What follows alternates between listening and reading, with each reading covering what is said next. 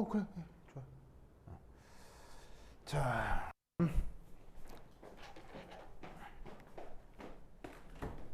자, 그다음 여기 줄게요.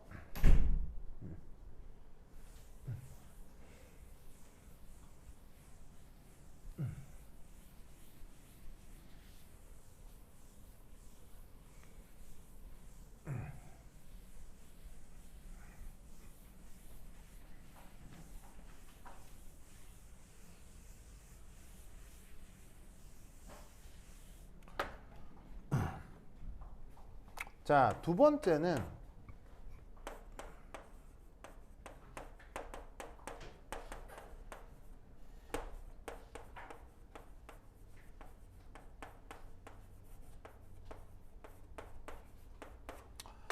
자, 파티션 크로마토그래피라고 하는 게 있습니다. 자, 파티션은 뭐냐면요. 우리말로 어떻게 번역한다? 파티션은 우리말로 어떻게 번역한다? 바로 분배라고 번역합니다. 저번 시간에 자 봐요. K 이렇게 한 다음에 뭐분의 뭐 했던 얘를 이름을 뭐라고 했었죠? 얘를 분배계수라고 했거든요. 그래서 분배계수라고 하고 얘 이름을 뭐라고 했었냐면 얘를 영어로 바로 partition coefficient라고 했었다고요. 그래서 그 파티션에 그 파티션이에요. 아시겠죠? 그 말은 자 이거 설명할 때 내가 어떤 실험 기구를 가지고 이걸 설명했었죠? 이렇게 해갖고 보통 여기 이제 기름, 물 한 다음에 어떤 성분이 왔다리 갔다리 하는 이런 걸로 분배에 대한 얘기를 했었잖아요. 그러면 이름이 같기 때문에 이 크로마토그래피의 구동 방식이 이 상황과 상당히 유사할 것이다. 무슨 말 알겠죠? 알겠죠? 자, 그럼 이제 얘는 어떻게 되느냐? 잠깐 봅시다. 이거 자, 그럼 얘는 어떻게 되느냐?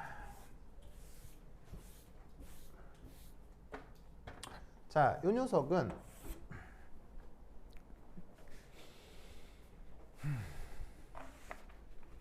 첫 번째 1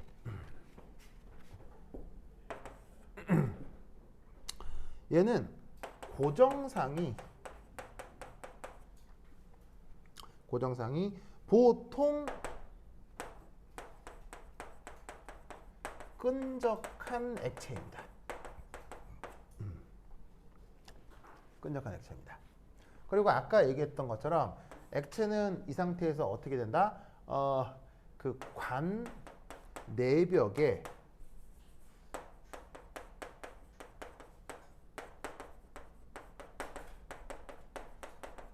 화학적으로 결합되어 있습니다.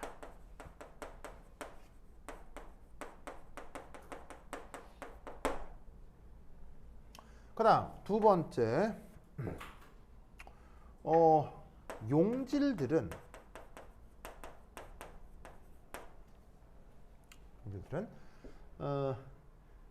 고정상과 이동상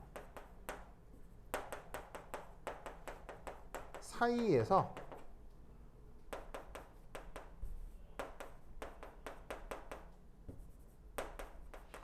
분배 평형을 이룹니다. 이때 이 파티션 코에피션트는 보통 오픈 튜블라 컬럼을 사용합니다.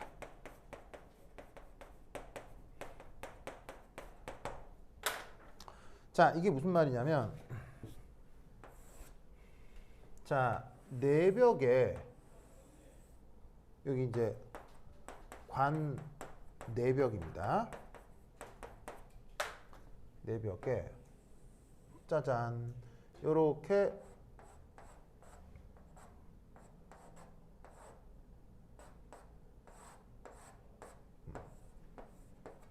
끈적한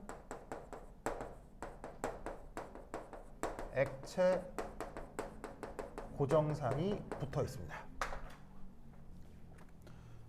자, 여기에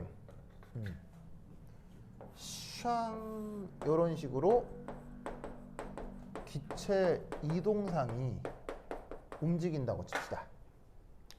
그렇다면 이때 여기서 어떤 성분 X가 있습니다. 이 X가 이 기체상과 끈적한 액체상 사이에서 요렇게 평형을 이룬다는 얘기입니다. 그래서 이 X라는 놈이 기체상에도 일부 있을 수 있고 이 끈적한 액체상에서도 있을 수 있는데 요 둘 사이에 분배 개수를 통한 평형이 나타나면서 얘가 여기 사이에서 왔다 갔다 하면서 이 뭐냐면은 빠져나가게 되는 이런 상황을 파티션 코에피션트라고 합니다. 아까 흡착하고는 어떤 상황이냐면 흡착은 뭐라고 그랬어요? 흡착은 표면에 들러붙는 거라고 했죠. 근데 이때의 평형은 이 용질이 끈적한 액체 고정상 안으로 들어가는 거예요. 그러니까 표면에 탁 들러붙는 거하고는 다른 거예요. 알겠어요? 일종의 흡수가 이루어지는 거죠. 그래서 용질 입장에서는 이동상과 고정상 사이에서 평형이 나타나는데 고정상의 표면에 흡착한 게 아니고요. 고정상의 내부로 들어가는 거니까 흡착이라고 할 수는 없어서 분배 크로마토그래피라고 하는 거예요. 무슨 의미인지 알겠죠? 알겠습니까? 아까 흡착은 진짜로 고체 표면에 들러붙는 거예요. 알겠죠? 보면에 들러붙는 거고 얘는 표면에 어딘가에 들러붙는 게 아니고 고정상이 액체인데 그 액체 안으로 쑥 들어갔다가 기체로 나왔다가 들어갔다가 나왔다가 하는 이런 상황이라 분배라고 표현하는 거예요. 내부로 들어가니까 흡착이라는 말을 쓰기가 어려운 거죠. 무슨 말 알겠죠? 이거 차이를 약간 알겠죠? 그러니까 어차피 양쪽 상에서 왔다 갔다 해서 분리하는 건 맞는데 이제 그 약간의 뉘앙스 차이 때문에 그 말을 저렇게 쓰는 겁니다. 그래서 이런 말의 뜻을 알아두시면 되고요.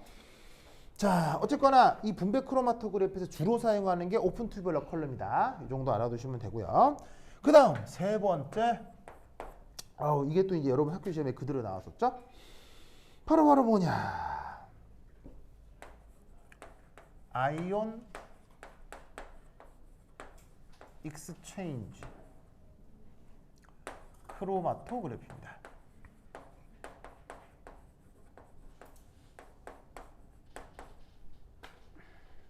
이걸 이제 우리말로 어떻게 번역하냐면 이온 교환 크로마토그래피라고 합니다.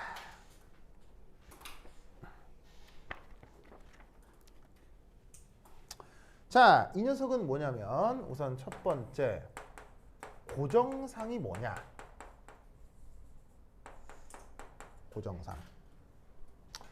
고정상이 이게 보통 고체 타입의 레진입니다. 레진. 자, 여러분 레진이란 말 알아요? 레진? 오. 저 레진의 원래 사전적 의미가 뭐예요? 레진의 원래 사전적 의미? 혹시 이런 말 알아요? 송진이요. 송진.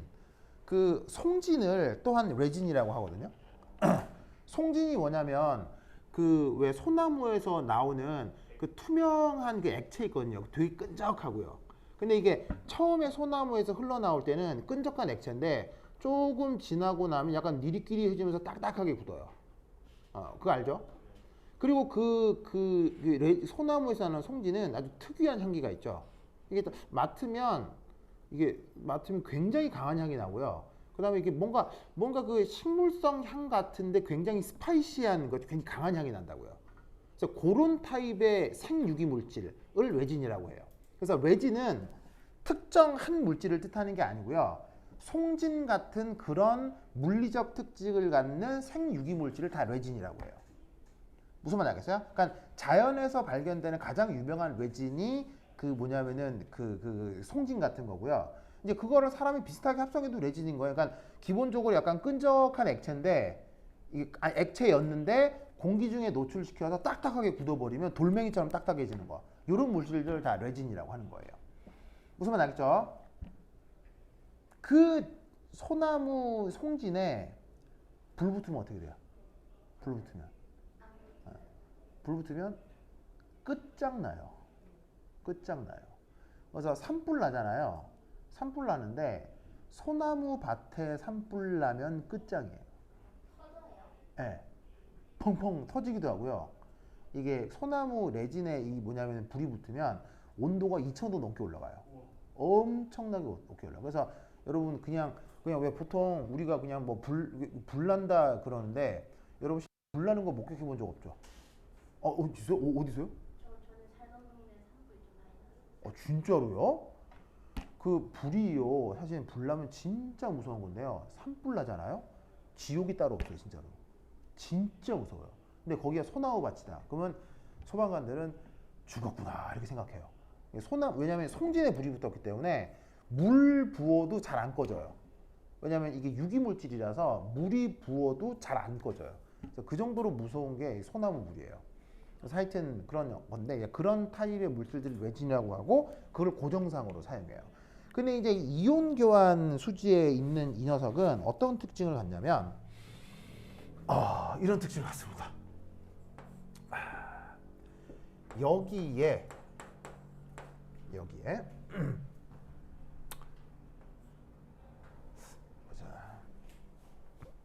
여기에 NCH3 3 플러스 혹은 SO3 E 마이너스 할까? SO3 뭐 E 마이너스 등의 작용기가 결합되어 있습니다.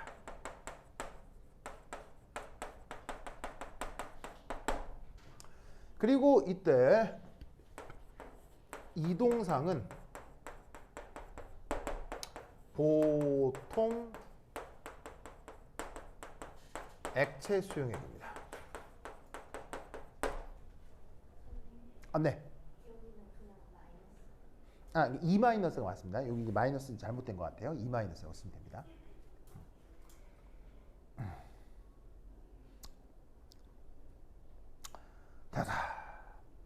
자, 그럼 이게 어떻게 되느냐? 구동 방식입니다. 잘 보세요.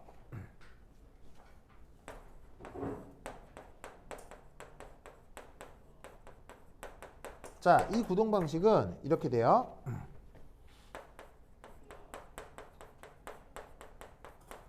반대 전하의 이온들이 레진에 끌립니다. 반대 전하의 레진들이 이온에 끌립니다.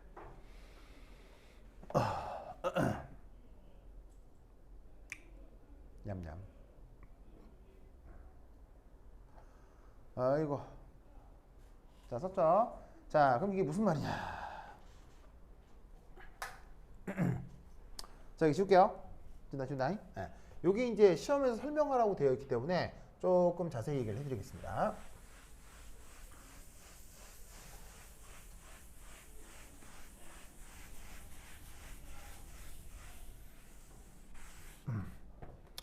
자, 어떤 일이 벌어지냐면 요렇게.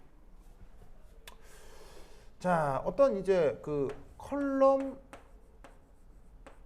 내벽에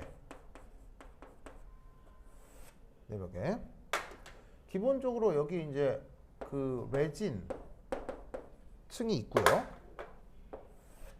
이 레진이 컬럼 내벽에 딱 붙어 있는 거예요. 그 아시다시피 송진 굳으면 딱딱해서 잘 떨어지지도 않죠. 그런 식으로 이제 컬럼 내벽에 레진이 붙어 있고, 예를 들어 이 끝에 이런 게 달려 있는 거예요. 황에 OH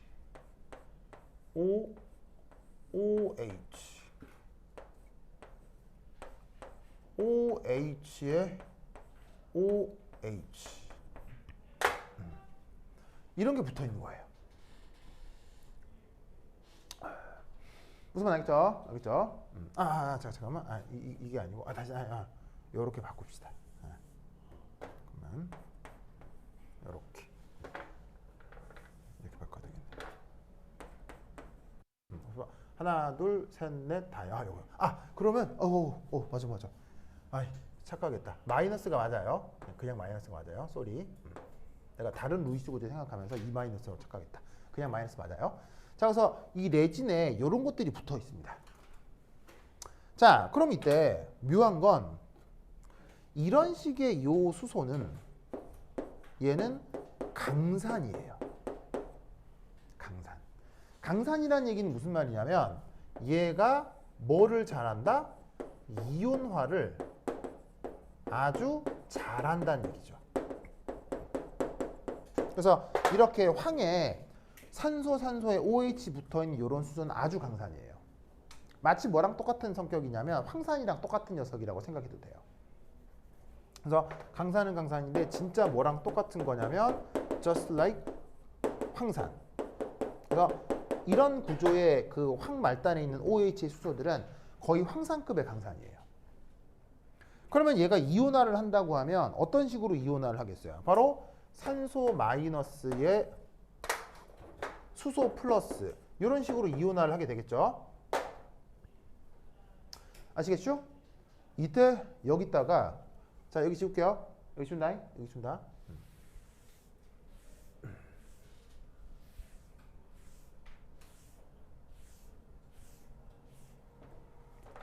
여기다가 부어요.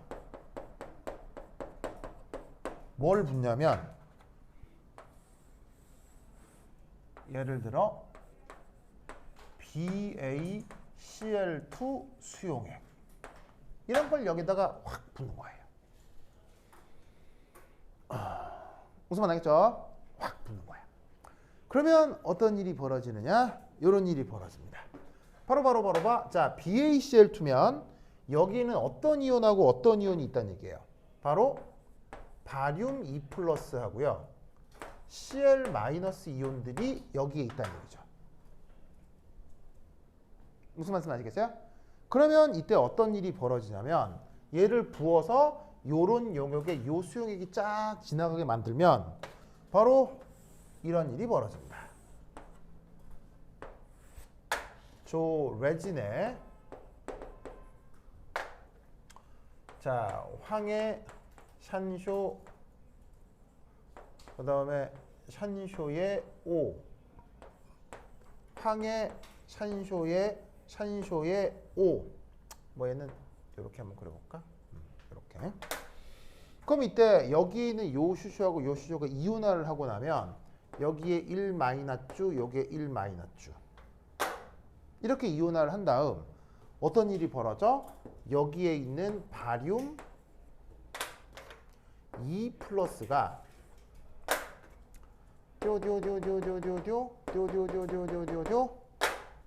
이렇게 정정기적 인력으로 이끌리게 되는 거예요. 그래서 어떻게 되냐면 이런 식으로 양 전하량이 클수록 어떻게 된다? 기존 음이온과 기존 레진 음이온이라고 합시다. 레진이 있으니까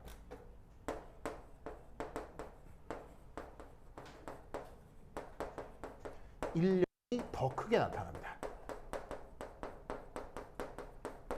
그러면 원래 여기 붙어 있었던 H 플러스는 어떻게 되겠어요? H 플러스는 자 붙죠 빠져나온 거예요. 이때 어떻게 빠져나온다? 바로 새로운 수용액이 만들어지는데 이때 부어준 Cl-는 그대로 빠져나오겠죠. 왜냐하면 Cl-는 마이너스하고 상호작용을 하겠어요? 되면 하겠어요? 얘 마이너스인데 요거 마이너스면 요 산소 마이너스하고 친하겠어요? 그냥 뭐 안녕 하겠어요? 그냥 안녕 하겠죠. 빠져나오고 바륨이 여기 붙어 있으면서 전하량 보존에 의해 누가 이쪽으로 빠져나오겠어요? 바로 요런 게 빠져나온다 이런 말이지. 무슨 말 알겠죠?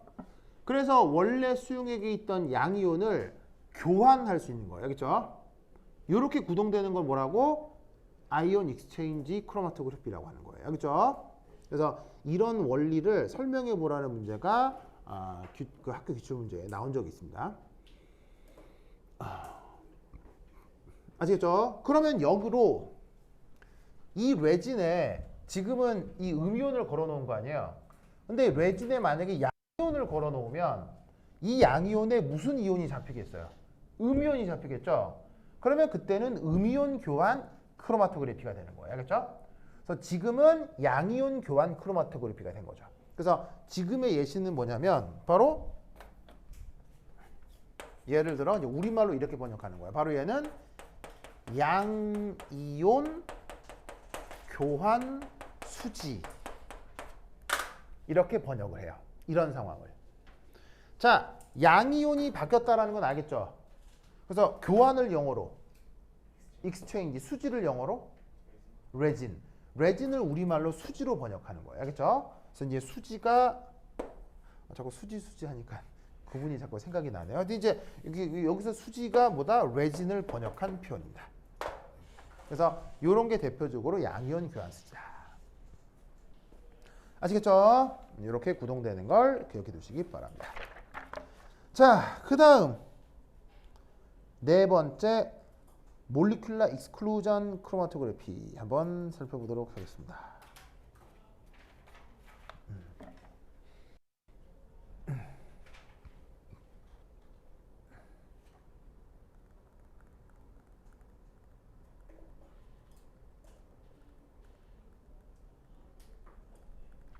자, 나 쓰였죠?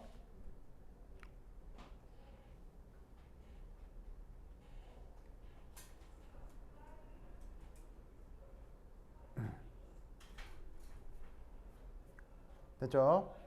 자, 그 다음 네 번째. 나 여기 줄게요. 줄게요. 자, 네 번째는 네 번째는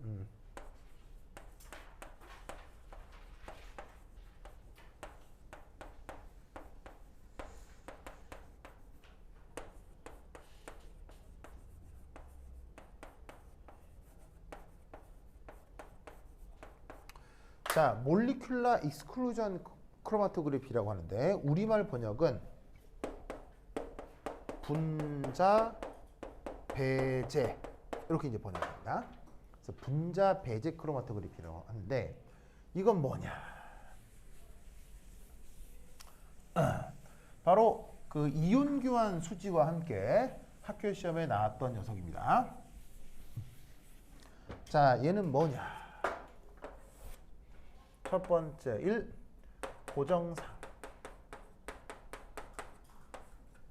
자, 고정상이 뭐냐면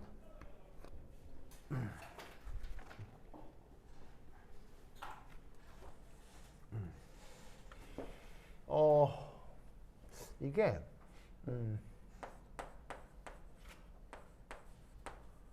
전문 용어로는 포러스 겔이라는 말을 쓰거든요. 그럼 이제 의미를 이렇게 생각하면 되는데 여기서 이제 겔이 이제 보통 유기 고분자 물질이라고 생각하시면 되고요. 그다음 여기 포러스라는 말이 있는데 이게 이제 우리말 번역이 뭐냐면 다공성이에요. 다공성. 자, 이 다자가 무슨 다자일까요? 마늘 다자고요. 공이 구멍을 뜻해요. 구멍. 그래서 구멍이 많이 있는 성격인 유기 고분자 물질. 그게 이 분자 배제 크로마토그래피에서의 고정상이에요. 아시겠죠? 자, 그리고 1. 이상적 상황이라면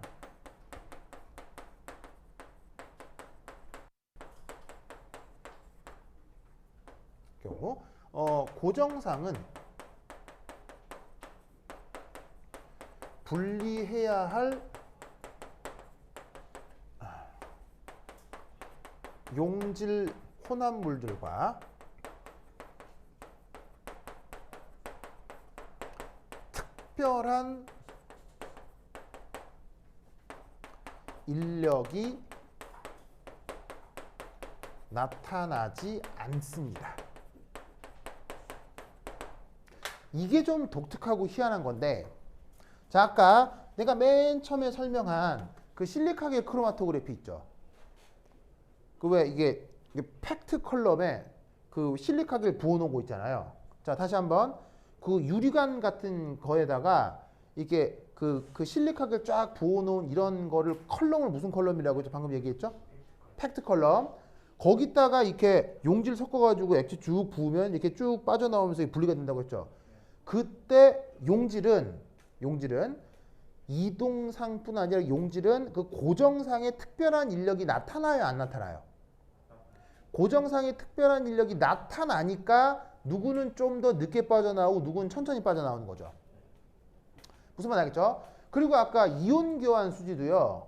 특정 이온이 고정상의 특정 부분과 인력이 나타나요, 안 나타나요? 나타나죠. 근데 이 분자배제 크로마토그래피는요. 그런 인력의 상황이 안 나타나요. 그래서 인력이 나타나지 않는데도 희한하게도 어떻게 된다? 이게 달리기 속도 차이가 나면서 분리가 될 수 있어요. 그러면 이게 뭐지? 아, 이겁니다. 바로 이제 우선 고정상은 이거고요. 자, 두 번째 이동상은 요땐 그냥 액체일 수도 있고요. 기체일 수도 있어요. 자, 그럼 이 녀석의 구동 방식.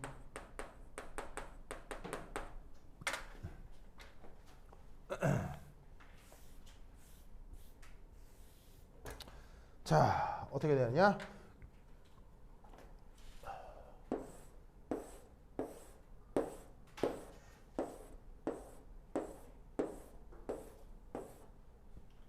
자, 빨간색으로 쓴 게 누구냐면요. 바로 포로스겔이에요. 그리고 이게 지금 현재 고정상으로 역할을 하고 있는 걸 이렇게 이제 모식적으로 그려본 겁니다. 자, 여기에 이동상이 이동에 들어갑니다. 자, 이때 여기에서 A라는 성분과 B라는 성분이 있습니다. 놀랍게도 A, B 성분 둘 다 이 포로스겔하고 특별한 인력이 나타나지 않습니다. 그러면 이동상이 이정할 때 그냥 쏙 빠져나올 것 같잖아요. 근데 이때 어떤 일이 벌어지냐면 이런 일이 벌어집니다. 상대적으로 이 B가 그냥 단순히 단순히 뭐? 크기가 조금 더 큽니다. 그리고 A가 화학적 성격이 아니고 그냥 단순 크기, 단순 뭐? 단순 크기가 그냥 좀 작습니다. 그러면 여러분 어렸을 때 놀던 그 놀이터에 정글짐 기억나요? 정글짐? 이렇게 사각형 프라임으로 이렇게 높게 있는 거. 그래서 막 탁 하고 위에 올라가기도 하고 막 그거. 그리고 올라가다가 막 찧어서 이거 다치기도 하고 뭐 그거. 그 정글짐. 이게 그 정글짐이라고 해보자 이런 말이에요. 그럼 여러분 잘 봐. 그 정글짐을 기어 올라갈 때는 등치가 큰 어린이 유리에 체구가 작은 애들이 유리해. 무슨 말인지 알겠죠? 무슨 말인지 알겠어요? 이해하겠어요? 이때 정글짐이 있을 때 크기가 큰 어른이건 몸집이 작은 애건 무슨 그 정글짐이랑 특별한 인력이 있어? 그럼 지나가는데 정글짐 정글짐 뭐 이런 게 있냐고. 애들은 다 강한 거 아니에요? 이제 만약에 이제 뭐냐면 이제 그렇죠. 약간 심리적인 건 있을 수 있는데 근데 어른도 그렇게 좀 있을 수 있죠. 예를 들면 내가 어릴 때 해봤었는데 뭐 이럴 수 있잖아요. 근데 그런 상황은 비슷하다는 거예요. 그런데 실제로 그 안으로 들어갔을 때 자 시작하면 누가 맨 먼저 올라가냐고. 예, 몸집이 작을수록 더 유리할 거란 말이에요. 등치가 크면 오히려 방해가 되겠죠. 이렇게 막 팔도 이렇게 해야 되는데 막뭐 힘들 거 아니에요. 그런 일이 벌어진다는 얘기예요. 그럼 어떤 일이 벌어지냐면 얘는 이게 일종의 정글짐이야. 정글짐 안으로 잘 들어가 못 들어가? 못 들어가니까 LI 하고 그냥 쑥 빠져나오는 거예요. 근데 얘는 어떻게 해서 얘는 이 안에서 꾸물라 꾸물라 꾸물라 꾸물라 꾸물라 꾸물라 뭐 무슨 말 알겠죠? 꾸물라 꾸물라 하면서 빠져나오는 거죠. 알겠죠? 그러면 얘는 빠르겠어요? 느리겠어요? 느려진다 이런 말입니다. 무슨 말 알겠죠? 그러면 화학적인 성격의 차이가 아니라 단순 물리적인 크기를 통한 분리가 가능하다는 얘기예요. 무슨 말 알겠죠? 이런 걸 무슨 크로마토그래피? 저기 몰리큘러 익스클루전 크로마토그래피라고 하는 거예요. 아시겠죠? 그래서 우리말 번역은 분자 배제 크로마토그래피. 아시겠죠? 그래서 이런 크로마토그래피가 있다. 그래서 요게 또한 설명해 보라는 문제가 학교 시험에 그대로 나왔습니다. 민준이 봐, 왜? 민준이 봐, 왜?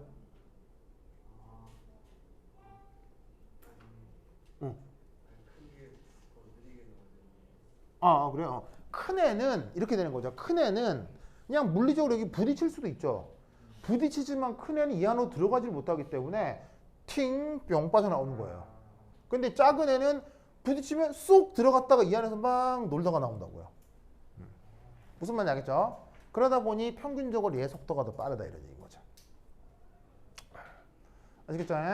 이렇게 기억해 주시면 됩니다. 참 사람들 상상력이 대단하죠. 뭐 이런 걸 이용해서 다 이제 구동하는 어떤 실험 장치들을 만드는 거예요. 아이고, 자 그다음 마지막. 자, 있습니다. 줄게요. 헤이. 그다음 5번째.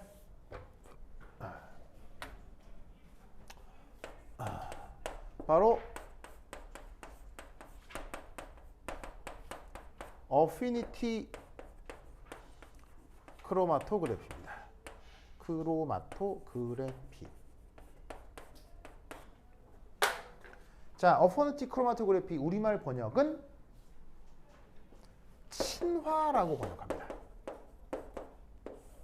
그래서 우리말 번역은 친화 크로마토그래피예요.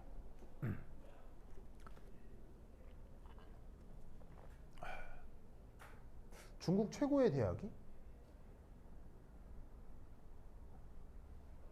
우리나라는 뭐 서울대라고 하잖아요. 중국은 바로 칭화대입니다. 칭화대. 이제 한자로 우리말로 번역하면 청화거든요. 청화인데 그 중국 발음으로 하면 징화. 예, 징화. 칭화대인데 하여튼 뭐 이게 중국 최고의 인류 대학이죠. 뭐 여하튼. 자, 사실은 우리나라도 학벌주의 사회인데요. 중국에 비하면 세 발의 피죠. 중국은요, 뭐라고 해야 되지?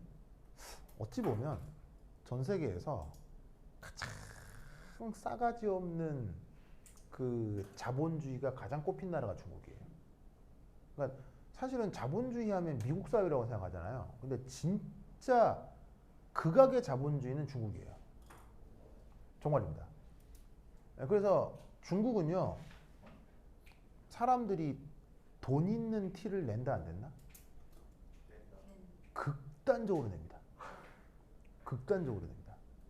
그래서 중국은 돈 있는 티를 내야 사회적으로 대접을 받을 수 있는 나라입니다. 그래서 여러분 중국의 정치 체제는 뭐 여전히 공산주의겠지만 그 중국의 일상적인 상황은 극악의 자본주의입니다. 돈이면 모든 것이 다 되는 세상. 그래서 예를 들어서 뭐 그런 거 있잖아요. 왜 이렇게 장기 이식 수술 곤란하면 어디 가면 돼요? 중국 가면 다 해줘요. 어떻게 하죠? 돈만 내주면 업자들이 사람 납치해다가 수술해줘요. 몰랐어요? 그래서 전 세계에서 장기 이식 수술이 가장 그 많이 벌어지는 곳이 중국이에요. 돈 많은 사람이 돈만 내면요, 맞는 사람 잡아다가 와서 수술해줘요. 정말이에요. 정말이에요. 그래서 그런 업이 이렇게 활성화된 곳이 바로 중국이에요. 그래서 전 세계에서 장기식 수술이 필요하다 그럼 다 중국 가요. 그게 가능한 게 돈이면 다 되는 사회이기 때문이에요. 그리고 돈이면 다 되는 사회고요. 그다음 학벌이 있으면 무조건 더 많은 연봉을 받는 사회가 중국이에요. 우리나라도 심하지만 우리나라가 비할 바가 아니에요. 그래서 놀라운 건 뭐냐면요. 진짜 웃긴 거는 만약에 집에 그 전기도 들어오고 수도도 들어오잖아요. 근데 이제 깜빡 잊고 이번 달 전기 쓴 대로 깜빡했어. 그러면 어떻게 되지? 그냥 그 독촉 통지서 날아오잖아요. 저번 달 미납입니다 찍혀 있고 이번 달까지 같이 내면 되잖아요. 중국은 어떻게 되게요? 어떻게 되게요? 좋아요. 끊긴다라고 생각하는데 끊기는 정도가 아니에요. 어떻게 되냐면요. 중국은요. 전기하고 수도세를 어떻게 내는 줄 아세요? 어떻게 내냐면요. 집 앞에 가면 전기 계량기하고 수도 계량기가 있죠. 그건 알죠. 이게 자주 보진 않겠지만 전기 계량기, 수도 계량기가 있는 거 알아요? 그래서 이제 거기로 이 전기 에너지가 이동하면 그게 이제 미터로 표시가 되고 물이 이동한 미터로 표시가 된단 말이에요. 그래서 그만큼 우리가 돈을 내는 건데 중국은요. 그 계량기 앞에 결제기가 같이 붙어 있어요. 그래서 무슨 말이냐면 그 결제기에 내 카드, 신용카드 있잖아요. 카드 번호를 띡띡띡띡 넣으면 그 결제한 만큼 쓸 수 있어요. 그러니까 이 말은 무슨 말이냐면 돈을 안 내서 끊긴다 이런 게 아니고요. 내야 쓸 수 있어요. 예. 아예 선불로 그 돈을 내야 그걸 쓸 수 있는 거예요. 그러니까 돈을 안 내서 끊기다 이런 개념이 아니고 그냥 있는 놈만 써라 이거예요. 그냥 돈 있는 놈이 돈 쓰는 만큼 써라. 이게 중국이에요.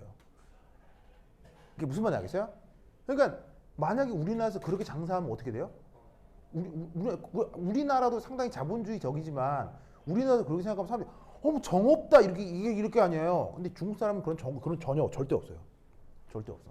그래서 여러분 중국 사람들을 공산주의자 그렇게 생각하면 안 돼요. 극악의 자본주의 사회겠죠? 그래서 중국 사람들의 그런 문화 때문에 참 싸가지 없는 일들이 많이 벌어지죠. 돈만 있으면 다 된다고 생각하는 사람들이 사실은 중국 사람들일 수 있어요. 그래서 참 애석하죠. 하여튼 그렇다. 그래서 갑자기 칭화대하니까 갑자기 여러 가지 생각이 나는데요. 자, anyway 저기 준다. 나도 최근에 알았거든요. 전기 계량기 그거. 놀랍지 않습니까? 깜짝 놀랐죠. 그래서 와 어떻게 그럴 수가 있지. 하여튼 그런다. 자 보자.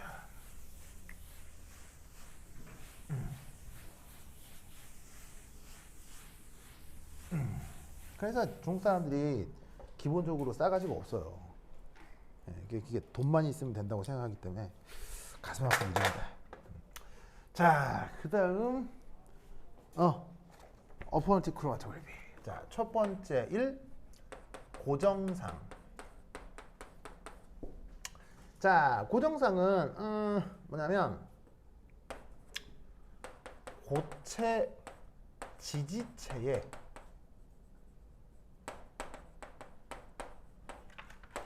특정 효소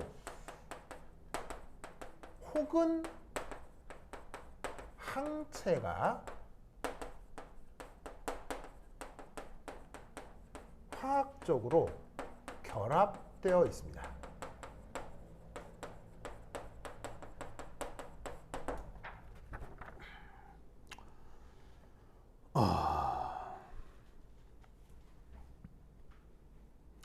자, 그러면 어떻게 되느냐? 이때 구동 방식이 어떻게 되느냐? 여러분, 효소라는 말 생물 시간에 들어본 적 있죠?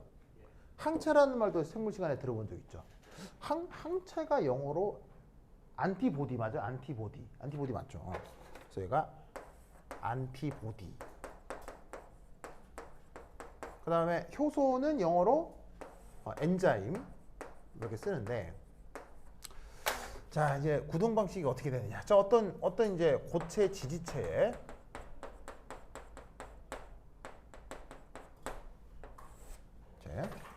자, 예를 들어서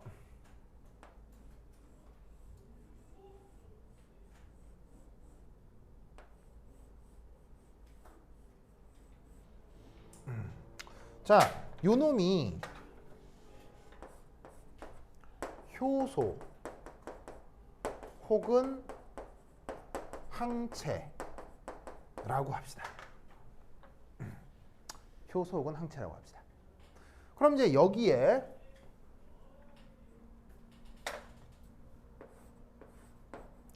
부어요.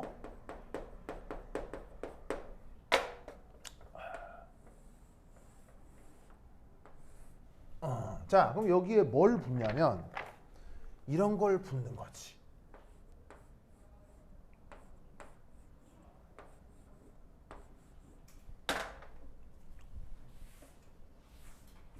그래서 편의상 얘를 A라 하고 얘네들을 B라고 하자. 그러면 얘네들은 뭐냐면 바로 분리해야 할 뭐 생유기물 혹은 항원들입니다. 자, 항원은 또 영어로 뭐라고 했더라? 그냥 안티젠 이렇게 하죠. 안티젠이라고 하죠. 그래서 왜 항원 항체 반응 뭐 그런 거 배우죠? 그래서 뭐 항원 항체 반응 뭐 이런 게 뭐 예를 들면 뭐 그거 있잖아요. 이렇게 뭐 백신 같은 거 만들 때 뭐 항원 항체 반응 그런 거 나왔던 것 같은데 아유 나는 뭐 생포자라서 뭐 기억이 하나도 안 나게 하여튼 뭐 그런 거 하겠죠. 자, 그럼 쟤를 줬다가 부어. 자, 이때 효소나 혹은 항체가 가지고 있는 요런 특별한 기하학적인 요런 부분들, 요런 특별한 기하학적인 부분들을 효소나 항체에서 뭐라고 하지?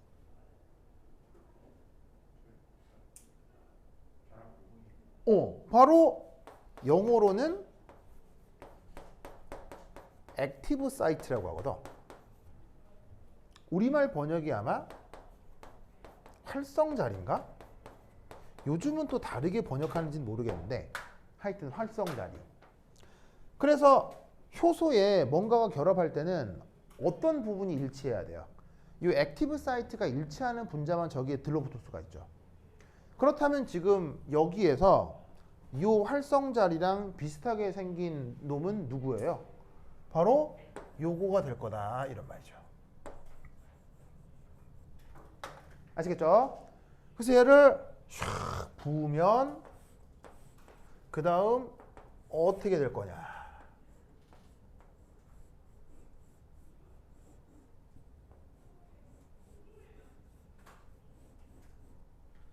해서 여기에 있는 A가 이렇게 활성자리가 생긴 게 비슷하니까 들러붙을 거고, 자, 빠져나오는 녀석을 살펴보면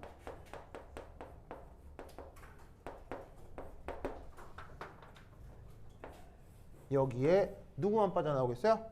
저 B만 이렇게 빠져나올 수 있다 이런 말이죠.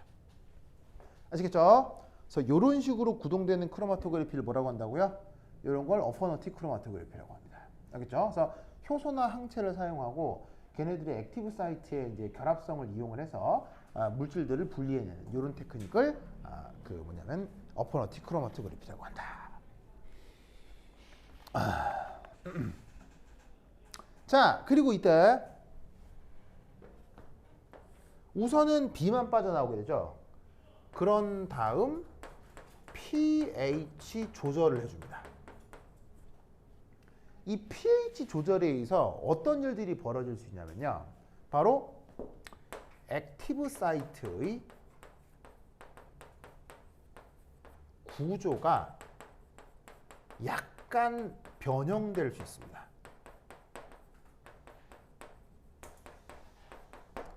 그건 이 녀석에 따라 다 다르게 나타나겠죠. 뭐 산성일 때 살짝 변할 애가 있고 염기성일 때 살짝 변할 애가 있을 건데 그래서 뭐 산성이건 염기성을 약간 변화시켜주면 여기 있는 액티브 사이트가 살짝 변형이 되면서 이렇게 되는 거예요. 바로 여기에 돌기가 이렇게 생기는 거죠.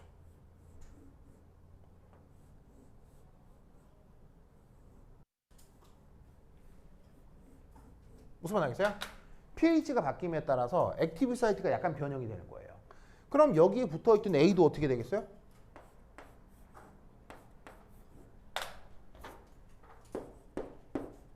쭉 빠져나올 수 있는 거죠.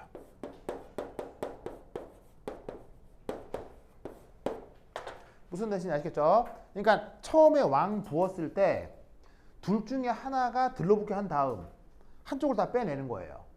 그런 다음에 여기다가 pH가 좀 다른 수용액을 다시 한번 부어주는 거예요. 알겠어요? 완충용액 같은 걸 부어주는 거죠.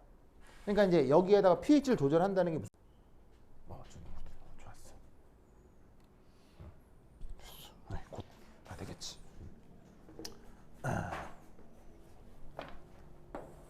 그래서 보시다시피 이 pH를 변화시키기 위해서 뭐를 부어주면 된다? 그냥 안정하게 만들어준 어떤 완충 용액을 부어주는 거예요. 그럼 이 전체의 pH를 내가 원하는 대로 조절할 수가 있겠죠? 그러면 여기 액티브 사이트의 구조가 이런 식으로 살짝쿵 변하면서 이 효소하고 특정 기질 사이 인력이 상황이 완전 달라질 수 있어요. 그럼 얘도 좀 달라졌네 하고 쭈루룩 빠져나올 수가 있다는 얘기죠. 아시겠죠? 그래서 이제 이런 컨셉으로 분리되는 걸 어퍼너티 크로마토그래피라고 합니다. 오케이, 됐다. 이거 죽겠네. 됐죠?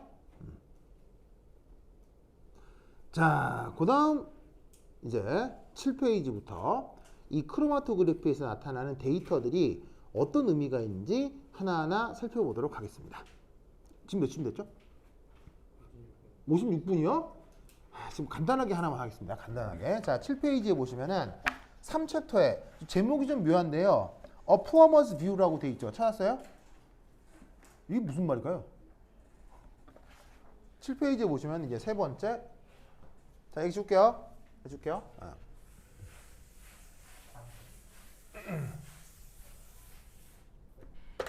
자, 세 번째는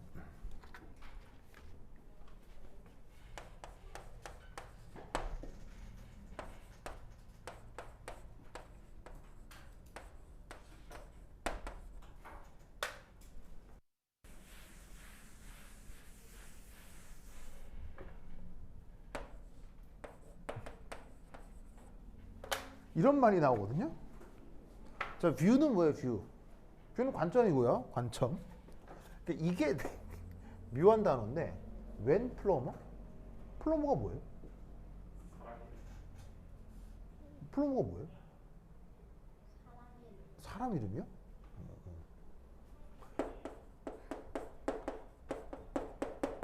배관공이요. 네, 그 슈퍼마리오 같은 거.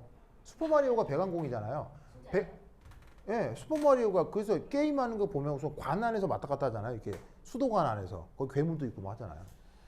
배관공이 뭐예요? 예, 그게 왜 수도관 막히고 하면 그거 사실은 전문 업체 불러야 되거든요. 그래서 와서 그 뚫어주고 고쳐주고 하는 그런 사람을 배관공이라고 하는 거예요. 남대없는 웬 배관공? 바로 정답. 컬럼을 쓰니까요. 우리가 컬럼에다가 고정상 넣고 뭐 이렇게 실험을 하잖아요. 그럼 그 컬럼을 바라보고 우리가 여러 가지 생각을 하죠. 이게 그 배관공들이 관 보고 문제 해결을 어떻게 할까 생각한다는 의미로 이게 이 크로마토그래피를 연구하는 사람들을 이게 좀 재밌게 플러머라고 해요. 정말로. 그 크로마토그래피 전공하는 사람들 플러머라고 해요. 네. 그래서 이제 여기에 플러머스 뷰라는 말이 나옵니다. 그래서 이 책을 쓴 해리스라는 사람이 뭐 재미로 이렇게 쓰고 있는 거예요. 그죠? 네.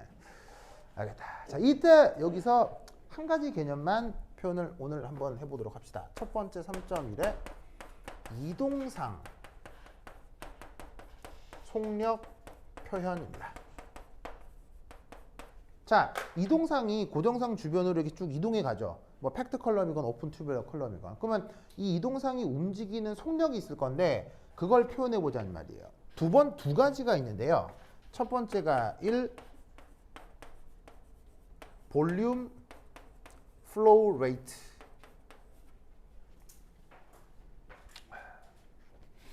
자, 볼륨 플로우 레이트.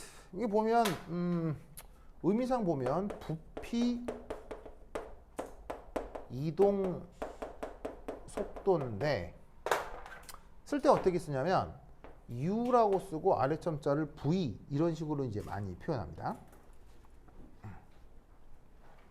자, 얘는 뭐냐면 보통 1분 동안 용매가 1분 동안 컬럼을 빠져나오는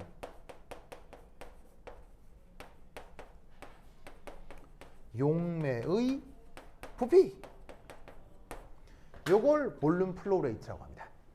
자, 뭐냐면 여기 용매를 부어주잖아요. 그럼 결국 용매가 그 고정상을 쭉 따라서 찔찔찔찔찔하고 여기서 똑똑똑 나올 거 아니에요.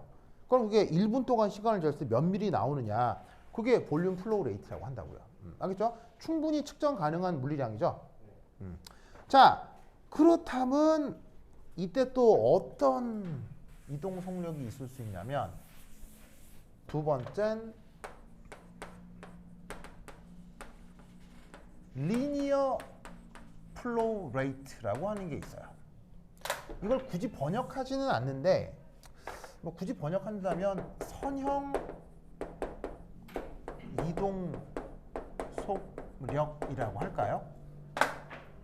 쓸 때는 Vx라고 씁니다. 자, 얘는 뭐냐면 1분 동안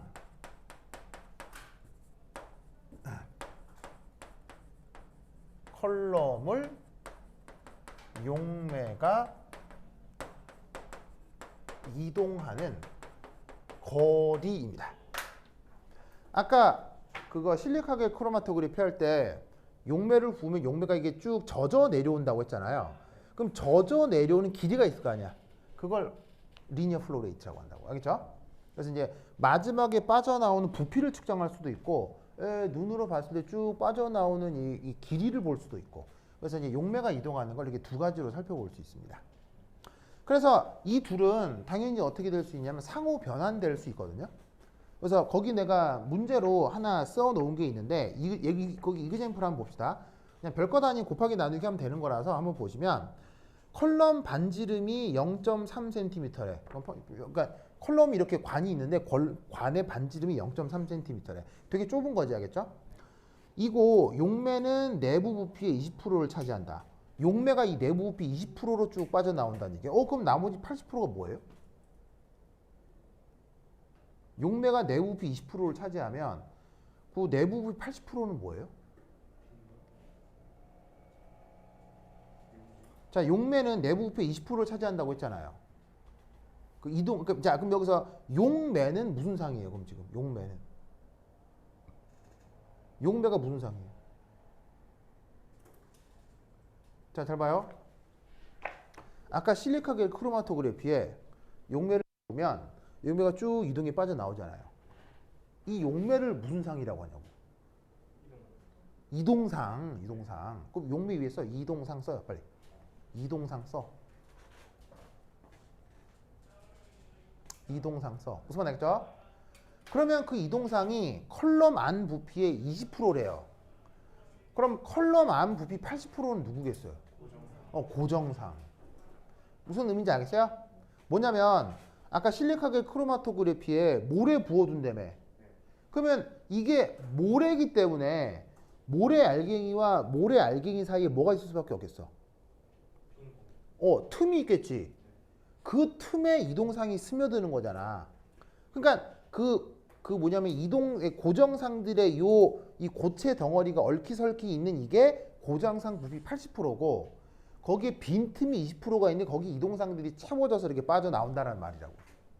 무슨 말 알겠죠? 이해했어요? 자, 그러면 이때 볼륨 플로우 레이트가 0.2, 0.3ml per minute래. 자, 무슨 말이냐면 1분당 그래서 0.3ml만큼 빠져나온대. 그러면 이것으로부터 리니어 플로우 레이트를 계산할 수 있을까요?